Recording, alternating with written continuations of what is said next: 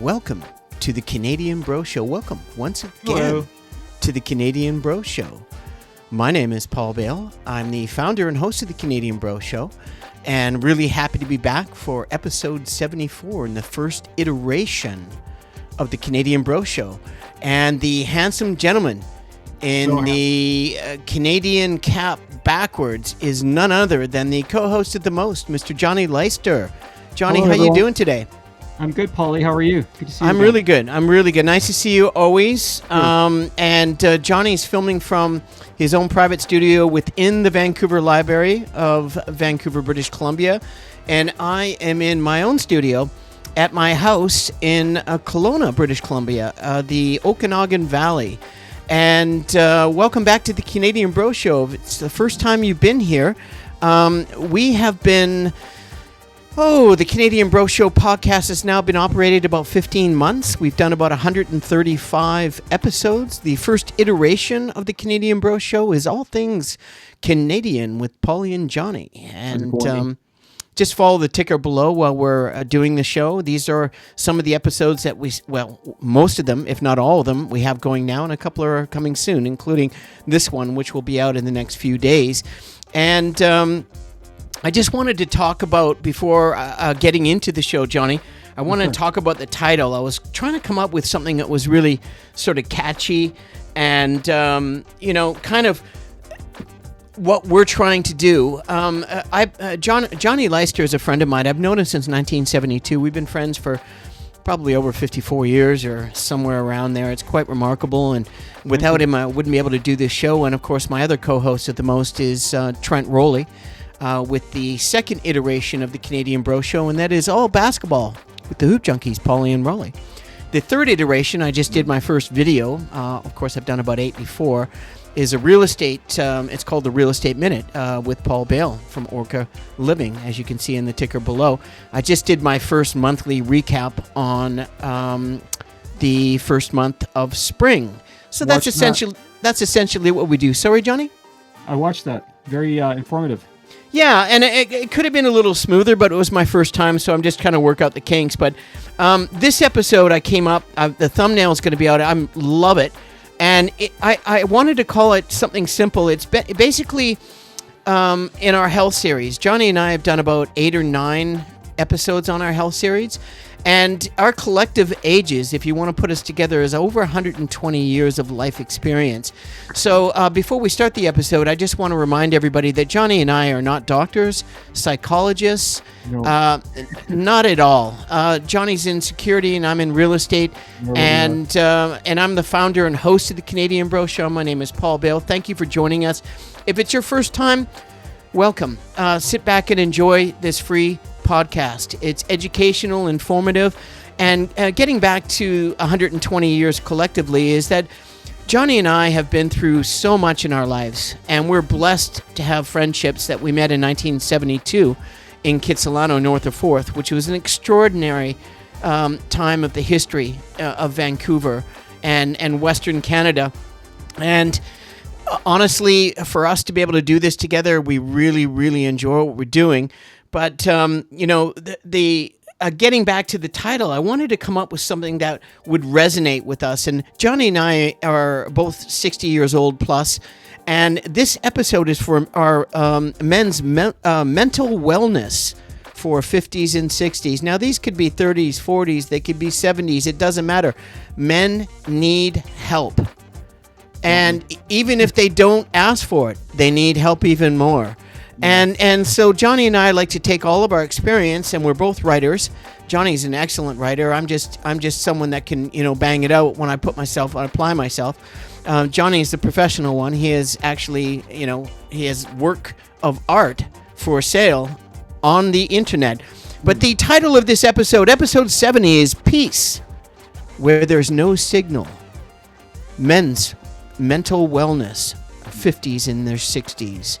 At the Canadian Bro Show, episode 74. And in saying that, Johnny, I want to get into a little piece I wrote, and that is my opening monologue for the show, and then we'll get right into it.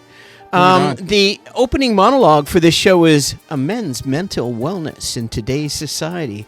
Welcome back to the Canadian Bro Show, episode 71, the first iteration of the Canadian Bro Show. Here with my co-host with the most, Mr. Johnny Leister. My name is Paul Bale. Today, we're talking about something a lot of men were taught basically to stay silent about, and I'm not really sure why, and that's mental wellness.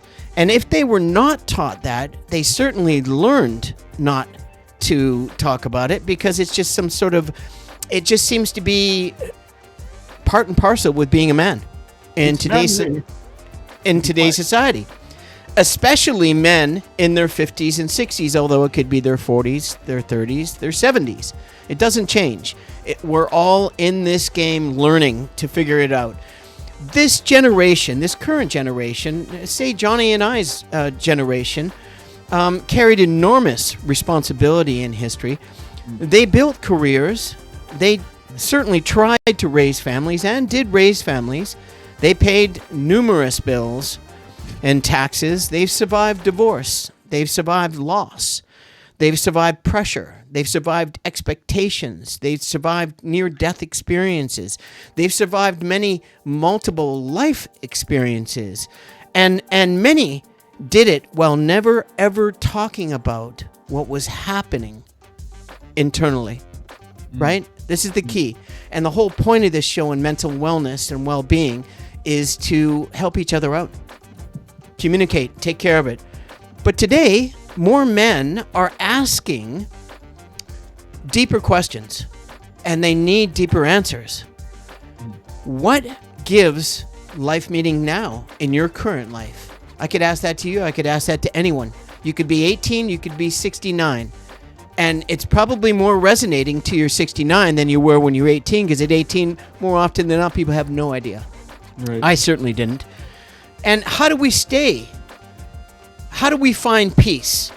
What gives us meaning now? And how do we stay mentally strong without pretending we're invincible?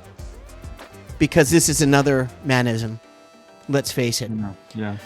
We're seeing men turn towards areas where it helps them unfold the mysteries of their life. And it's easier for them to deal with the psychological and sociological benefits of turning towards fitness. Right. Sorry? Use it or lose it. Well, I mean, you know what? Whether you're an athlete or not, fitness is an amazing, wonderful thing that the body needs. The synergy of the body, soul, spirit, and mind. We'll get into that later. And philosophy, of course. For those that are educated, for those that are not educated and want to be educated, I highly recommend you get into philosophy. And that is another area where, with spirituality, and then my favor is organic nature.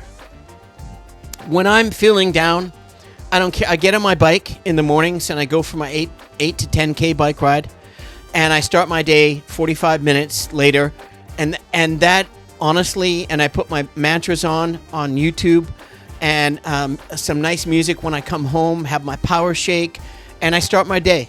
That's how I like to start my day, 90% of the time, certainly in the last 4 or 5 years. And nature. And then, of course, why Johnny and I put this, why I came up with the Canadian Bro Show was brotherhood. We're men, and we need to rely and lean on a brotherhood that we can trust, and they can trust us, and we can work together helping all men and any men that feel that they need help. And believe me, we all do, whether you realize it or not. And again, we're not doctors here. We're just guys that have been around for a long time, been through a lot of stuff. And this comes from the heart, soul, spirit, and mind, and it's pure, and it's the white light of love from Pauly and Johnny. And of course, because you know what it is we just want, therapy. We're reaching out and trying to find mentorship and honest conversation where you feel that the person that's listening to you actually cares, and you're listening to them and they actually care. And this is how we heal. And because we're all evolving by the second, this episode isn't about having all the answers. Absolutely not, because we don't. but it's about opening the conversation in a positive and practical, pragmatic way where you're not only hearing, but you're listening. Because mental wellness isn't just surviving life, it's learning how to live life fully. And in closing out on the monologue, I just want to say, Johnny, let that resonate. And what is the first thing that comes to your mind at 60 years old, turning 61 soon? And how would you like to start the show after that monologue? Sure. Well, at the risk of stating the obvious, everything starts with mindset. Everything starts with the way we think. And so many people go to their graves without doing the one thing that they want to do the most. And it's usually something creative, because all they're thinking about is world events and their pet peeves and how much they hate their jobs and who won the game last night. Look, that's all fine in moderation, but not at the expense of whatever it is that we really want to do with our lives. So the first hurdle that we need to jump over in order to veer ourselves in a more positive direction is to change the way we think. And it seems to be the hardest thing for so many people, because we get set in our ways, we get into our ruts, we get into our grooves. And I was in that rut for 35 years. And I would make these sort of half-hearted attempts at self-manifestation, join a gym, or I did kickboxing for a couple of years, but it wasn't really in a meaningful way. Taking acting lessons, writing. Classes. I took some sort of one step forward, two steps back. It wasn't until 2019 that I was really able to implement everything I learned from a year in therapy and from all the self-help books that I read in my 20s, like Unlimited Power and Awaken the Giant Within. And Wayne Dyer was another one that I was a huge fan of. Yeah, I read a lot of Wayne Dyer. Yeah, Deepak Chopra was another one. And I read a lot of. I love Deepak. Yeah, and my mom gave me The Power of Positive Thinking by Norman Vincent Peale. I've got that too. Yeah, I read that book when I was a kid. I read that book. I wasn't just reading comic books. I read some actual real books too, and I read it, and it made sense to me. Yeah, everything that I read made sense to me. It's like, well, this is all bloody obvious, but I was just too. Did it resonate from when you were a really young man, you didn't even know what the hell's going on? It resonated cerebrally and it resonated emotionally, but it did not resonate in a tangible way. Because I was having too much fun pounding down junk food every day. It's a wonder I'm still alive. It's a wonder I don't have type 2 diabetes or angina. Amen for both of us, bro. Seriously. KFC and M&Ms and Snickers bars. You were like 260 pounds, right? Miserable in us. I was drinking Coca-Cola. I was addicted to sugar. Yeah. And sugar is absolutely one of the, as Jonathan J. Brown, one of our previous guests, likes to talk about sugar. I didn't know this, but it makes sense. Cancer loves sugar. So I even stopped after that podcast. And sugar loves cancer. That's what I meant to say. Sorry, I stand corrected. When we interviewed Jonathan, I actually found that I was able to kick my addiction to dark chocolate blueberries. Because I thought that stuff was healthy. But then I did a little research. It's like, no, those are very high in sugar too. So well, they are, and it's not even real dark chocolate on those ones. Yeah. But I was able to kick that addiction because of what Jonathan said. Because at the end of the day, obviously, none of us wants cancer. So again, just to wrap up my first point, everything starts with the way we think. And it takes practice. If you're used to thinking negatively, it's not going to happen overnight. It's almost like, we think about exercising our bodies or we think about exercising our finances, but we don't exercise the way we think. I do a crossword puzzle at least once a week. I read all the time. I'm constantly exercising our brain because the brain is the source of everything. Christopher Reeve's brain still worked perfectly fine, and he lived for another 10 years after his accident, and God bless him. He directed a couple of movies. He continued to act. He became a spokesman. No, he was an inspiration for sure. Absolutely. He's one of my favorite human beings on the planet. God bless him. I wish he was still here. But he was living his life in a more meaningful way than me, and not to put myself down too much, not to be overly self-denigrating, but I was pretty much being a couch potato during the 90s while Christopher Reeve was living his life, even though he was paralyzed from the neck down. Let's move on, Johnny. Let's not double Christopher. Very good, very good. So that's my first point, mindset. No, I appreciate your candor and your frank honesty. And again, in this podcast, episode 74, is at the end of the day, until you can get away from the noise, and that's where I like to go: camping, van lifing, mountain biking, hiking, fishing, out in the wilderness, listening to the birds. I fed the bird basket at the back of my house today, and I left the door open with the screen closed, and just to listen to the the beautiful soliloquy of all of these organic bird sounds and how happy they are. It just brings a lot, it resonates a lot to me, and that's why I brought it up. Let me interject for a minute. You really need to write, Paul. You speak so eloquently, and you use vocabulary like soliloquy. I would never dream in a million, even though I'm a writer, I would never dream in a million years. It just came to me. I was hoping, I hung on to the last syllable of the word before that to allow my brain to just drop that in. Yeah. But getting back to the show, I do appreciate that, Johnny. You know I do write, and maybe I should write more. But the main theme of the show is about men dealing with traumatic events, dealing with trauma, dealing with education, dealing with just everything that they have not dealt with.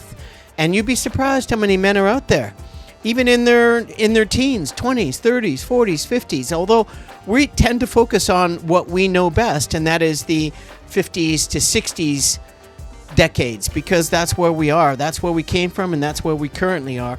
But the main thing, a lot of men in our age group are now realizing, because of wokeism and the internet, and we are now finally in the 21st century, some countries you'd never know, and including Canada sometimes, success alone doesn't create fulfillment. No, this is true.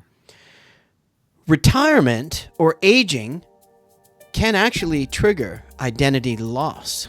Yes. A lot of people pass away shortly after they retire because they have no purpose. It's the odds. If you look at the numbers, it's frightening, but let's just move on. Isolation is more common than people admit, leading into the last thing I say. They want peace. We want peace, meaning connection and vitality, not just productivity. Productivity we can do in a different way. We spent our decades doing productivity to allow us to retire healthy, hopefully, peacefully, to enjoy retirement and really learn the things that we know and have wanted to know and have learned that are before us now. And this is why we're doing the episode. And that's driving many of these practices. And the first thing I brought up because of my spirituality, I only talk about it for myself because it is myself. I don't know what I'd do without my spirituality. Is my first thing I wanted to bring up is Stoicism and ancient philosophy. I've never brought it up in any of the wealth series before because I hadn't done enough research on it. And I have been doing a lot of research on YouTube. I've been doing a lot of reading and doing a lot of into my Buddhism, my Buddhist practices. And this really resonates with me. It's an exploding topic in popularity throughout the world. I mean, just look at Thailand, where it's a Buddhist culture. You can just imagine, right? I mean, you're 50 years old, you're 40 years old, you look 50. Or you're 40, you look 60, right? No, everyone's got a different world. It's about peace, living your life peacefully, living your life free of violence. So, men are reading, and this is something I need to get into. Have you heard of Marcus Aurelius? Yes. Greek philosopher? Well, he's a writer about men, and he's philosophical in his writing. I looked him up briefly before the show. I'm fascinated. Another person by the name of Seneca and Epictetus, which sounds more old school. Why it resonates is that we're all looking for some kind of emotional control, some sort of acceptance of aging. Sometimes aging just drops in your lap one day and you went, oh my God. You know what happened? I woke up and I'm 50 years old or I'm 60. And like people freak out. You wake up and you're 60 the next day. That's how quickly time goes by. Right. And at the end of the day is a purpose is once you accept aging and how it is, because it's a reality. If you're alive, you're on the right track. So keep it going. Purpose through adversity is probably the reason why you're still there, because you've been through, like Johnny and I, unbelievable amounts of adversity. I speak for myself only on this, although I know you quite well.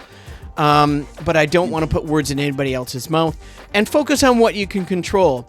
There's modern popular voices like Ryan Holiday and, resources on the internet and newspapers. Daily Stoic is very popular.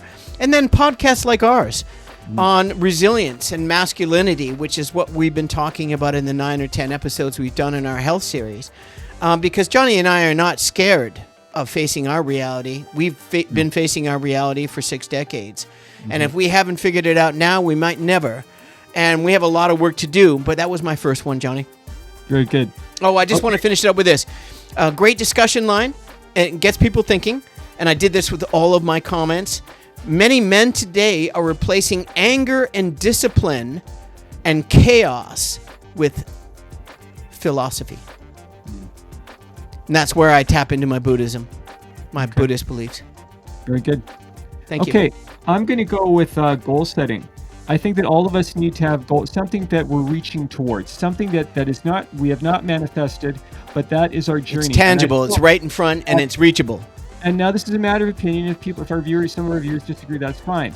But if we don't have a goal, if we're just going to work every day, if we're going to our job to, punch in the clock, to use an old school phrase, and then beer on the weekends, without something on the side that we're reaching towards, I don't think that type of person, and I was that type of person for a long time, is going to feel satisfied on their last day. So many people on their last day, their final thoughts are, if only I had believed myself. If only I had tried just a little bit harder. If only I'd remained true to myself. And I remember in 2019, plug, when I self-published my first book, The Collected Cases of Lee Hackland, 1970s Private Investigator, Book 1, I remember thinking, I know I've said this a million times before. And by the way, quick interjection, we will hear a small chapter of that at the end of the show. Thank you so much. When I finally got that first book online, I remember thinking I could die today. I could have an aneurysm. I could get hit by a car. I sure hope none of those things happen. But if I did, at least I left something behind. And I think that is sort of the reason why we're here. Now, that is the reason that we're here. We need to have a legacy. And I wrote about this on my Facebook page the other day. I had a chat with a fellow one day, and he said, I don't give a damn about legacy. Well, look, that's fine. It's his life. It's his choice to make. But I think legacy is important because otherwise, what is the point to our lives? There's more to life than just making a living. There's a difference between living and existing. There's a difference between living with purpose and living just for the sake of sustenance, of sustaining ourselves.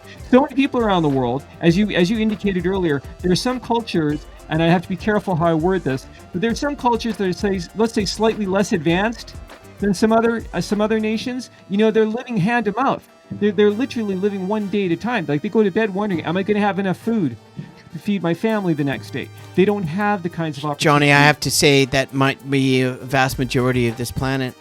Yeah, it might be. And so we're so lucky to be living in one of the developed nations. We're so lucky. I thank God every day that I was born in Canada, because we have so many opportunities. And it always amazes me, you're 61, I'm 60. Most of the people that we know in our lives are much younger than us, and yet we're the ones who have a podcast. Now, all those people, they have other things going on in their lives. But as I talked about earlier on another podcast, I reached out to so many people to do one, and I got the same answer over and over again. Oh, I'm too busy. Oh, I know it's not going to. So let's just do one and see how it goes. No, because their mindset was the way it was. Until one day, about a year and a half, maybe 2 years ago, you got a call from me and it said the opposite. It said, Johnny, I've been waiting 15 years to do my podcast, and I want you to be my co-host of the most. And you said yes instantly. And I've never seen a happier kid in my life. Well, thank you so much. It was like your allowance went up to $1,000, and they closed the 5 and dime store on 4th Avenue for the entire weekend so you could go ballistic. It's like I went through the quarter bin at the comic shop and found a mint condition copy of Action Comics #1. No. And bought it for a quarter. That would be wild. Right? I thought you were telling the truth for a second. I was like, come on. But just to wrap up my point. Sure, please. We need to have goals. We need to have something, if you're going to work every day and if you like your job, but if you're sacrificing that one thing that you want to do, and again, it's usually something creative, maybe you want to write a book, maybe you want to get your pilot's license. If you wake up every morning thinking, gosh, I really want to do that, but you're not taking so much as a baby step towards manifesting, you're going to suffer inside. Every other aspect of your life might be great. You might have a great house, you might have a great family, great career. That's all fine. But that little woodpecker, as I've talked about before, is going to be now, and people pick up on that. Yeah, definitely. We're empathic. We're sensitive to each other's feelings, unless we're complete sociopaths. And most of us aren't. There's only a few real sociopaths in the world. and it undermines their self-confidence. That's why it's so important to stick your neck out, to roll the dice and don't be afraid to fail. Don't be afraid to look foolish. Understand that failure, you need to accept failure and understand failure before you can actually understand success and achieve success and allow that to happen. They're part and parcel. Yeah. I think what trips a lot of people up, and I'm speaking from experience, we embark on a new journey, like going to a gym. But we don't have in our mind's eye all the things that can go wrong or all the things that don't quite mesh with what we had in our vision. And so when there's an incongruity, when there's a conflict, it kind of sucks us back down to where we were. Incongruity. before. I love that word. Thank you. We have to plan in advance for the hiccups in life, for the potholes, because that's just the way life goes. And we just accept them in advance. And then when they happen, we learn from them, we reach out. With the internet, all this information that is available to us at our fingertips, we didn't have this when we were kids. We did, but it was just harder to access it. The most important thing is that we don't give up unless we feel that it's not a right fit. I tried stand-up comedy. I tried it 4 times. I quit. And not because, but it was different. Johnny, it's a good thing you quit, and a good thing that you stood up and faced your fears, and you failed incredibly impressively.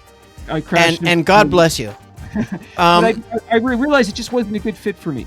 Yeah, that's important too. Because listen, that's a wonderful way to stop the show, and it's interesting when Johnny brings up something. I don't know what Johnny is. We do a pre-show every show we do, but I don't get into what Johnny's going to be because he's a writer, I'm a writer, and we're all creating here. And we've done similar shows to this, so I know a lot of Johnny more than most, and Johnny probably knows more about me than most because I'm a pretty private dude. But going on to some of the comments that Johnny said, and thank you for that. That was really nice. I love the candor. I love the frankness. I love the passion. And because I'm an athlete and I'm still physically active, and mental therapy and mental health is not just mental. It's about fitness as mental therapy. Just twist it a bit and understand how fitness can unleash so much knowledge. And you don't have to be the greatest athlete in the world. You just need to get out and be active. Find your zone. Go for a swim. Go for a walk. The easiest thing to do. Get a scooter. You know, get an e-bike if you don't feel like biking initially. Just get out there and breathe fresh air and the car at home. and explore your fitness and understand that fitness can be used as mental therapy. And what I mean by that is, I'm not talking about bodybuilding, although bodybuilding is amazingly healthy. That's something that I've done throughout my life, and I need to get back in because, as they say, at our age, if it jiggles, it's fat. Yeah, we don't want anti-arms. No. And I got decent arms, but the problem with moobs and a little guttage, it's not fun, bro. It takes away your energy. When I weighed 265 pounds, it was a tremendous struggle for me just to get out. I'd wake up sweating. That's how out of shape I was. Well, I mean, this is why fitness as a mental therapy is extremely important. And huge growth areas, as Johnny mentioned, are walking groups, strength training after 50. A lot of people, their wheels are done, their ankles, their knees, their hips, they're done. So you can sit in a chair and do crunches. You can do lifts. Right. And you could do yoga in a chair. Don't just go on YouTube and if you're struggling at first, baby steps. Start off something very simple that's very comfortable and in your own environment of peace and tranquility. Put some nice music on, have a mantra, do a prayer. After your workout, go out and get some fresh air, go for a walk. It's not really too difficult. After strength training, it doesn't matter what age you are, but as muscle atrophy sets in some people is in their late 30s, especially if they're not active, and muscle atrophy, the muscles dissipate, and it's hard to replenish the muscles if you're not working out. So the other thing is cold plunges, very popular in the 21st century. It's been popular for hundreds of years in Scandinavian countries and Eastern Bloc countries. Cold plunges are a great way to start the day and some finish the day. Yoga.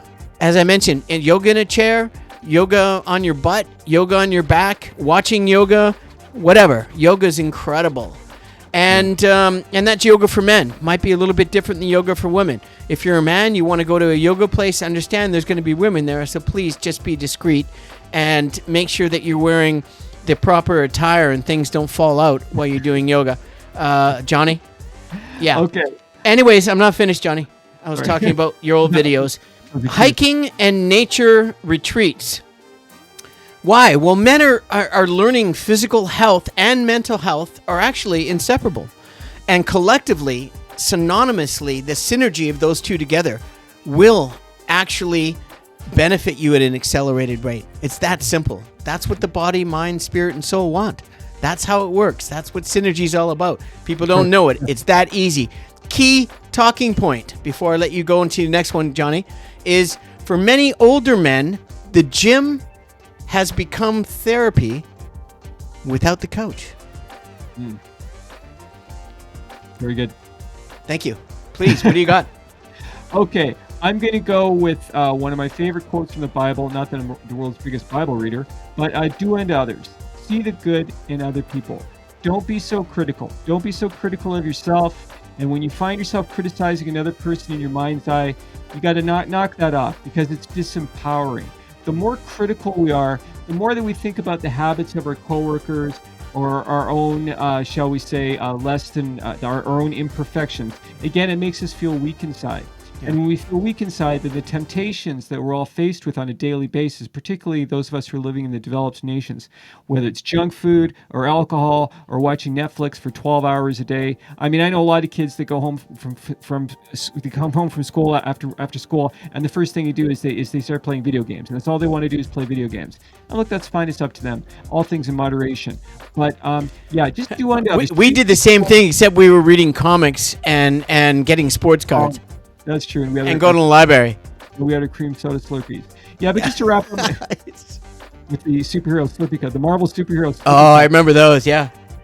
So, I mean, just to wrap up my point, treat people the way that you like to be treated.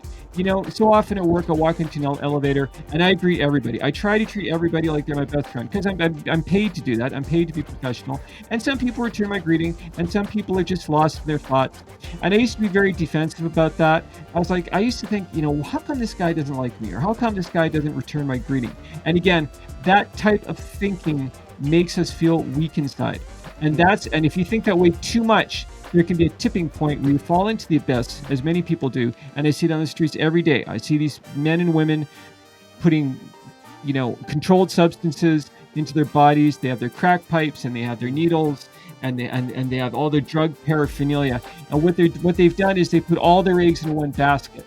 They're suffering so much inside that all they can think about is getting that next hit. And never mind that they're taking decades off their life. Never mind that they're affecting other people's lives, because the only way they can pay for the drugs is crime. They have to break into people's cars. They have to break into people's homes. Yeah, we all know that, Johnny. But let's just focus on we're trying to focus on the positivity of what we've done, and explaining our personal subjective views. The psychology of the world around us in every major city in this world is there, some worse than others, and Vancouver is no different. There's certain areas of Vancouver, I used to call it the 10 blocks of hell. It's now 20 blocks of hell. It's so disgusting. You come to one of the most beautiful countries in the world and one of the most beautiful cities in the world, and just 3 blocks from my condo downtown is probably some of the worst ghetto, drug-infested, mental illness ghetto. And I mean, I can't say the world, because every major city in the world has it. Many cities worse than ours. But because we grew up in such a beautiful city, to see it over 5 decades and nothing's changed and it's gotten worse is a huge problem. And that's why we're bringing this show. We want to talk about the things and do. And going into, Johnny, if you don't mind, one of the other aspects that I think would really help a lot of people that have mental illness and fall victim to drug addiction and sexual and psychological abuse. It is absolutely atrocious what's going on, not just in Vancouver, but every other city in the world. And what can we do to help people that are caught in that vortex of hate and they despise everything, every breath they take the entire day? Can you imagine living like that? No. And no. And so what people need to do is watch the Canadian Bro Show and watch our health series and come on our show and tell us about your story and comment and like and subscribe and share and get out there. If you have any, just if you need to talk to somebody, one of our shows that we did, Aaron Soley is going to be coming on maybe next week, the next week after.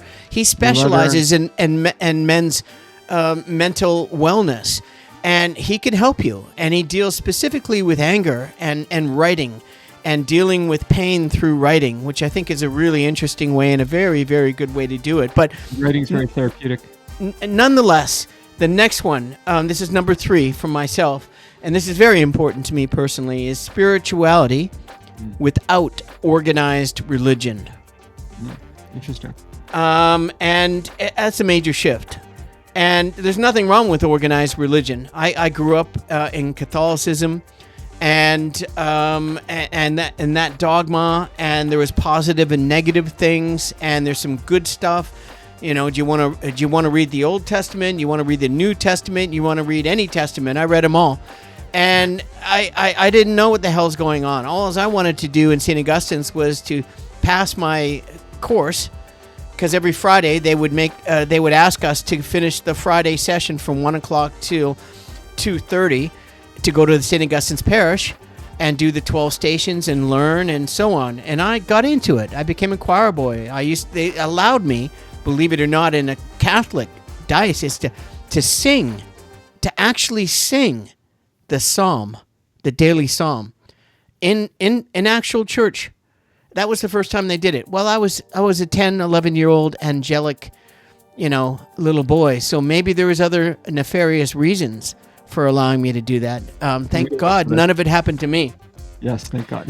And that's the truth. But, at the end of the day, the major shift is that men are finally open to exploring. And, men like us that have been around for decades, we knew about this 30 years ago. But, of course, we were invincible 30 years ago, or so we thought. And my family has been in the vitamin business, and with my Buddhist learnings after Catholicism, sort of, okay, there's got to be more out there. Meditation. I started to practice transcendental meditation in the 70s. My Uncle Stefan was really into it. And, him and my grandmother had a vitamin store just a block up from the comic shop on 4th and Arbutus. And it was called The Source Vitamins. And it was my grandmother, my Uncle Stefan. And he used to always talk to me about meditation. Breath work I learned through sports. If you breathe in through your nostril while you're actively working out and breathe out through your mouth on a regular basis and do that constantly while accelerating your athleticism, I learned in basketball that I could raise my level of consciousness and slip into where everything slows down. And I'm actually seeing and playing faster or slower than everybody else I'm with. And it's called getting in the zone. And it works. Yeah, the other thing is mindfulness. Sorry, Johnny? I was just saying deep breathing relieves stress. It's incredibly important. People don't know it. Mindfulness, Buddhism, Taoism, silent retreats, gratitude practices, especially among young men who left traditional religion or never had traditional religion and are still learning, but still crave some other form or synonymous form of spiritual grounding and education. And popular apps and resources, Headspace, Waking Up by Sam Harris, and YouTube meditation channels and yoga channels. YouTube's amazing, and I'm not just saying that because of my YouTube channel, but if I can get any bonus points at all, I'm saying the truth. No, it is. We love YouTube. We love you, YouTube. All right, Johnny, what do you got next, bro? All right. I'm going to go with self-acceptance. Yeah. Which you touched on earlier. Yeah. We have to accept who we are. One of the reasons why I was such a sloth for so many years, not to put myself down too much. No, you were. I on a comparative basis anyway. I did not. Isn't that how you heal?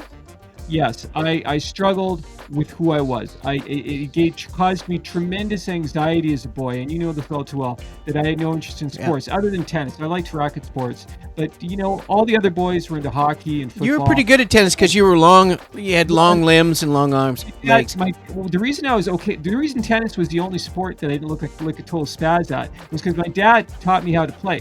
That was one of the times that my dad and I really bonded because he was a nut at tennis. Yeah. So when I was a boy, I had tremendous anxiety because I liked Star Trek and comic books. And back in the day, not so much now. I think that stuff is much more socially acceptable now. Not that it really matters. But when in our generation, we were looked down upon. We were thought of as weird and oddballs, and maybe we were weird in our own ways. But all of this stress, we were, Johnny. We were. I can speak for myself. All of that stress and anxiety, again, it just sucked away at my any desire to manifest what I really want to do with my life, which at the end of the day has always been writing. So again, accept yourself. If you like Star Wars, if you like all the geeky stuff, this is the age to be living in. And for God's sakes, do a podcast, start a YouTube channel, put yourself out there. You never know who you might connect with, and just do it for the sake of doing it, because then you're participating in life. Yeah. But if you don't accept yourself, if you're trying to be something that you're not, as I feel that so many people are, you always know when a person's a little bit flaky, when they speak in a way that seems to be at odds with who they really are, because you can tell that they have a kind of self-loathing inside and they're trying to hide it. And I know that feeling all too well. It sucks. It's a lousy way to live. Accept yourself, love yourself. And one more point I want to make, and I guess that probably will be the last one. We're at 41 minutes. Is forgive yourself. I think this is one of the reasons why so many people are unhappy, because they're good at heart, but they're beating themselves up over something they did 20 years ago that maybe nobody remembers. Oh, I can't believe I did that. Oh my God, I can't believe I said that. Oh, I was engaged to someone and it fell apart because I was unfaithful. Just as an example. And and they carry that angst around for their whole lives. And I know exactly how that feels. And it's like walking around with this albatross chained to your neck, or like a suitcase that's stapled to your leg, as Stuart Wilde liked to say. When they say they're the dinosaur in the room, it's not an albatross, it's a freaking dinosaur. The pink elephant that everyone's trying to pretend is not there. Right. Let go of all of the stuff of your past. Ask yourself, what did I learn from this experience? What were the consequences? And if we have the opportunity to apologize to someone, I think that we should do that. But we also have it in our mind's eye that person might not even remember the incident, whatever the case. Yeah, I was just thinking about that. Good point. And that person might not forgive you. That person might still carry a grudge, and it's okay. You made the effort, you let it go, and then you move forward. Johnny, let me ask you a question on that, because I believe that resonates with everybody, whether you know it or not. Mm-hmm. If you can first forgive yourself and come to the reality that you failed, and yet you succeeded because of your failure, but now you realize, because the ego is less controlling and you're more open to understanding and accepting that you were a failed individual, the moment that happens and you allow that epiphany to unfold in front of you, sometimes in a microsecond, it fills your spirit, your soul, with the yellow sun, the white light of love and God. Then you're ready to forgive everybody else. Forgive yourself first. So important. Give yourself a hug, bro. Right. Take it easy on yourself. Right. It's almost like a feeling of decompression. Very much so. Yeah.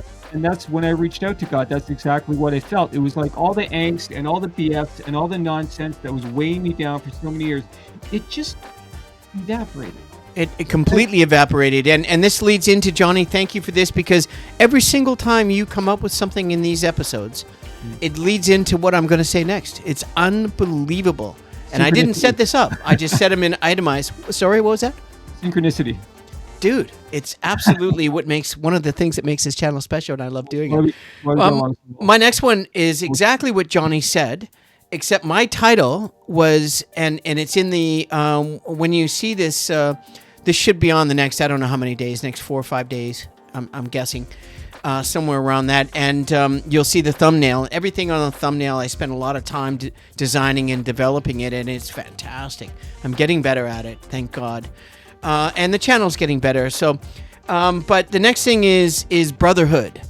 And because this is a show about the Canadian bro show, and it's mostly about men, even though we've had the most dynamic female bro on our show the last couple of episodes, and she is wanting to join us on a regular basis, and we're very much looking forward to having more female bros, because essentially it's a slang term for guys, bros. Hey bro, what are you doing? Cool guys. Johnny and I were never the cool guys. We were dorks. Until I became a cool guy. I was still a dork in the outfits I was wearing. I was just trying to be cooler. But, when he brought up brotherhood, and I wanted to talk about Aaron Sully again and mention him. And Aaron Sully has a YouTube channel. He's from Surrey. He's Canadian. And he helps men out. And he's got a really interesting a book that's on Amazon, and he deals with anger issues and writing about anger issues and doing therapy online. We had him on our show. We're going to have him back. He might join us next week. But men's groups. So if you're a guy and you're watching this show and you want someone that's a little bit more educated in terms of certification, that might be able to help you with deeper wounds in your psyche as a man. In your 30s, 40s, 50s, 60s, 70s, it doesn't matter about the name. Reach out to Aaron Sully at YouTube and comment if you don't know how to find him. We're happy to send a link for Aaron. We enjoy his information, and it's something that even Johnny and I, with all the therapy and everything that we've done in our lives, we can never stop learning. This is what's exciting about this. This gives us an opportunity. Sorry? Bruce Lee likes to say you have to keep your cup empty. If you're going through life thinking you know all the answers, you don't know jack.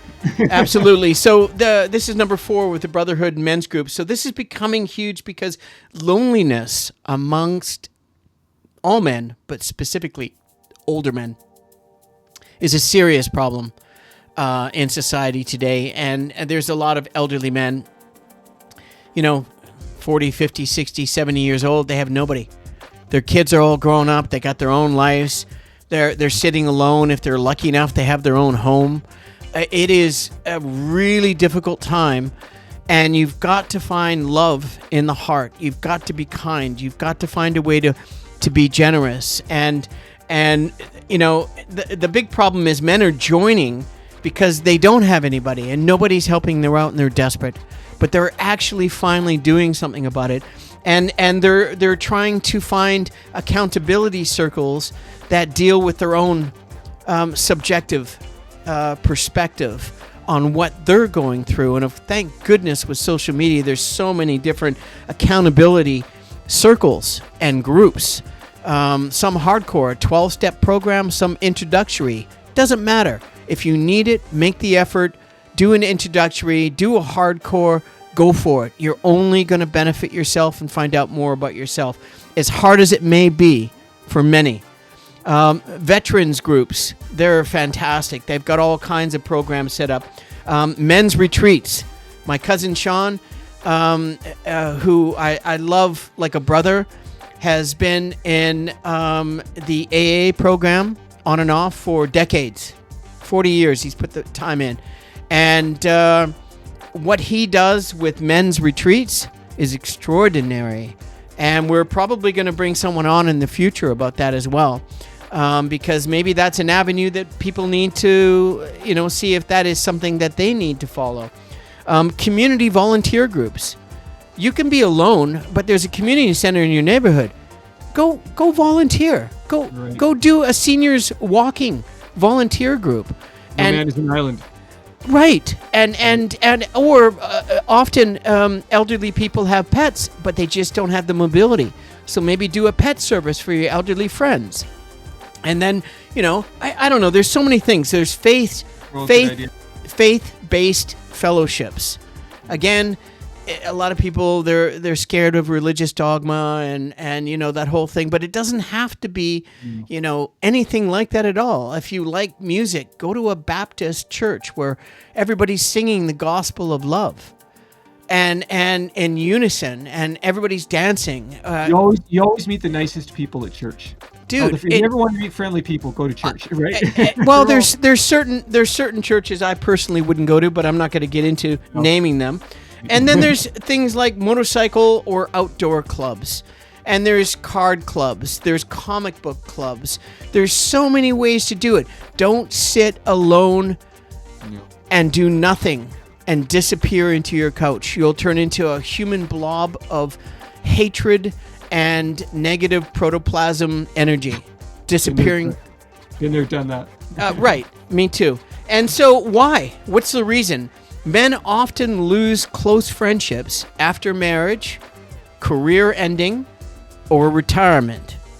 And if you're not married and if you're single, my goodness.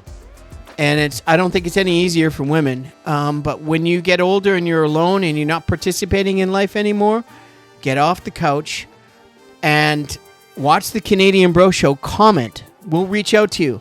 The most important. we've got people. Well, listen, it's my show. I've got to plug it. At the same time, I'm being, we do this free. Like, we're doing this in the kindness of our hearts. We're doing this because people need help. We need help. I get help by helping other people. I get help by helping Johnny. Johnny gets help by helping me.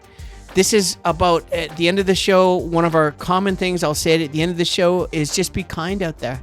Make somebody's day.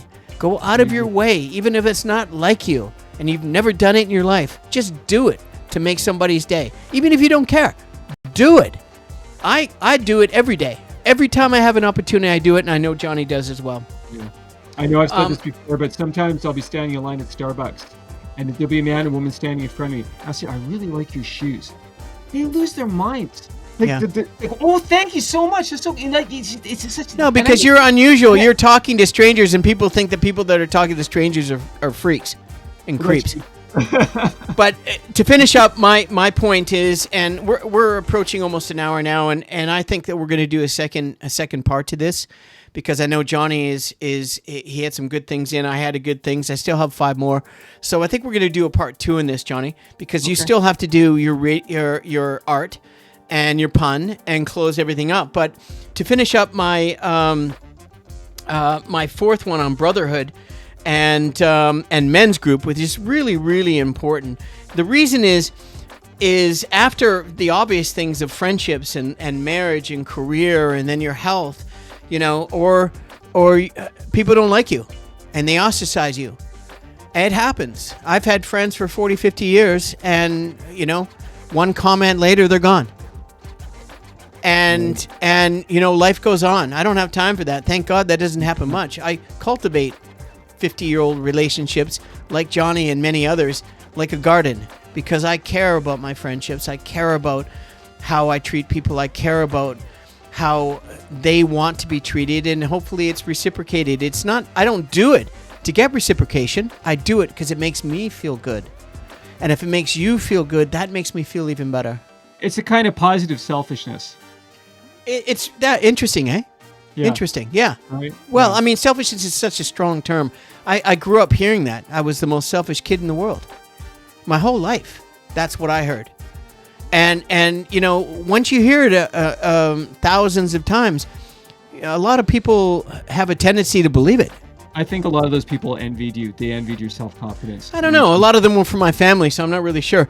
But to finish up, my strong line at the end of mine is, a lot of men aren't searching always for answers. They're searching for a connection. So important. Very important. And I think that I'm going to finish that off with now, because I got 5 more and we can do another episode on this. I think it's equally as valuable. And we're at 54 minutes, Johnny, so I think we should, and unless you wanted to have a quick comment before we go, or you want to save it for part 2? I can save it for the sequel. Yeah, let's do that. And so what we do here at the Canadian Bro Show is, first and foremost, thank you kindly for joining us. This has been awesome.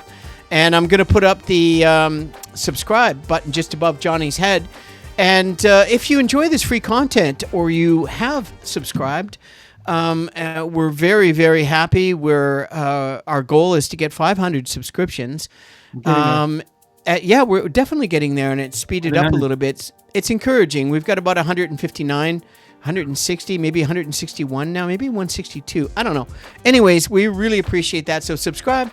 It helps the algorithms. It helps us. Once we get 500 subscriptions, we're going to be able to be monetized. We're going to be able to take the marketing and the production and we don't do editing, but anything we can do to make the show better to a higher level. But it's a growth period. And 136 episodes later, plus about the 16 I had before that, we're on the right track. So we appreciate anything in a positive way. Subscribe, like. All you have to do is just pause. You'll see in the bottom right-hand corner a little icon, a little YouTube button. Hit it, subscribe, like, and please comment. And if you're interested in anything we've shared tonight or today on this show, and you feel like you need help, somebody reaching out, Johnny and I will answer every single comment that comes on the show. And in the meantime, thank you for doing that. And that's a little plug for the show. But we like to finish the show. And Johnny is a prolific writer. And he likes to read it's like, we call it a mini book. It's like a chapter of the ongoing series of, and don't rush through it, Johnny. Let everybody can hear your fantastic writing. And then we'll finish up with the pun. And Johnny. Sure. Well, if you're watching the show for the first time, I'm a self-published author. I have over 100 short stories and short novellas online. My main character is Lee Hacklin, private investigator. He's a smoker, a drinker, a ladies' man, a skirt chaser, but he has a heart of gold, and he loves to take on bullies, and he likes to help people. My stories are set mostly in the 70s. Okay, here we go. My most recent Lee Hacklin, I'm having a brain fart of all things. Oh, Teenage Wasteland of the Giants. How do you have a brain fart? Like, what happens there? Where does that come out? The nostrils, the mouth, the ears? Pretty much my every orifice. Okay, here we go. New York, Chapter 1. New York City, I shouldn't have asked that. New York City. Say your intro again. Sorry. Okay. So, Lee Hacklin, private investigator in Teenage Wasteland of the Giants. That's my latest episode. Here we go. Cool. Thank you so much. New York City, 1982. America, the final frontier. These are the cases of Lee Hacklin, ace private investigator. I was at the first annual Star Trek Sci-Fi and Comic Book Super Convention in Queens on a blazing hot day in July. I wasn't on the job, I was there as a fan. Times change, man, do they ever. Back in the day, guys like me, especially when we were kids, felt like freaks and weirdos because we favored fact over fiction. For me, watching sports was akin to watching paint dry. It made no difference to me which team won. There was nothing at stake. I didn't know the word for it then, but I do now, tribalism. It's distorted ideas like tribalism that paved the way to war and bloodshed. I didn't give a damn which team won the World Series. That's baseball, right? Yay for me. The Avengers and the X-Men and the Teen Titans and the Justice League were keeping the world safe from evildoers. I knew it was all make-believe, but that made no nevermind to me. The stories I read and enjoyed as a boy were meaningful. The Marvels, much more so than the DCs. Spider-Man never turned into a gorilla. He worried, he despaired, he turned his back on himself and came to terms with himself. He aged and he matured. Clark Kent and Bruce Wayne were the men I looked up to. Peter Parker was a man I could identify with. He wasn't just a hero to me, he was a friend. A super friend. Wrong company. A spider friend. I was a very conservative comic book reader. Thank you. Any change in the status quo drove me what? Drove me nuts. Sue quit the Fantastic Four? Johnny's wearing a red suit? Bleh. Unlike most of the dateless wonders here, I was uncostumed. There were a lot of fat guys and Starfleet tunics and plastic pointy ears. There was a lot of buzz about the new Star Trek sequel, The Wrath of Khan, pun intended. And then there was thank you. And then there was another buzz that triggered my spider sense. It came from a Coca-Cola vending machine. Boom. It exploded. Screams, chaos. The sprinkler system activated. Good. A lot of these guys needed a shower. I held open a fire door. Around 30 or so boys. Nothing worse than a sausage factory that needs a shower. The worst. Around 30 or so boys and young men with little to look forward to in life other than the next Star Trek sequel and the next bag of peanut M&Ms scrambled out. There were a lot of biological eliminations. Who am I to judge? Hey. Who are you to judge when you're laughing from your own content? I love it. There was a payphone across the street, and I called 911. After hanging up, I espied a white van parked next to a stop sign. In the driver's seat was a white male in a white t-shirt wearing dark sunglasses. On his dashboard was something I'd seen on a million cop shows, a remote detonator. Who says television isn't educational? I hustled over the van, opened the driver's side door, yanked him out, and boldly sent his balls where they had never gone before, beyond the edge of the galaxy, metaphorically speaking. He contracted into the fetal position and wept. He was wearing a name tag like all domestic terrorists do. Gene. Well, of course. Have you seen The Wrath of Khan? They killed Spock! Those bastards! Emotional investment is a matter of degree. Man, is it ever. And that's chapter 1 of Lee Hacklin, private investigator in Teenage Wasteland of the Giants. I love it. And the first name was Gene, and if it was a longer, would the last name be Roddenberry? Maybe I'll save that for the next one. That could be a twist. Nice work. Let's hear the pun before we sign off, Johnny. Okay. Nice work. Thank you so much. Before the pun, I have a book. I want to show this. This is Okay. Kingdom Come. Well, you're showing the book. Let me grab mine because I'm reading one too. 1 sec. Very good. Go ahead. This is a Go ahead. This is an adaptation of a graphic novel by Mark Waid, who's one of my favorite writers, and Alex Ross, who is the Michelangelo of comic book artists. And it's kind of set in an alternate timeline where the older superheroes have retired and the young superheroes are on the scene, and they're basically acting like a-holes. And so Superman comes out of retirement to teach these kids how to be a good superhero. It's so good. This should be a movie. It's so good. Wow. Interesting. So mine is going to be, you're going to be a little surprised. This is right on topic for the show, 50s and 60s. We have, in Canada, for those that don't know, we have free healthcare, supposedly. And pretty good country. Best country in the world, actually. But in British Columbia, it's a bit of a gong show.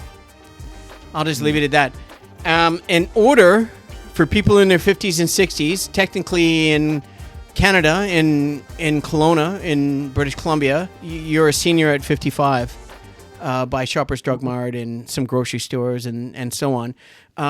At the end of the day, because now I'm turning 62 in 6-7 months or whatever, this is what I'm reading. Oh, sweet.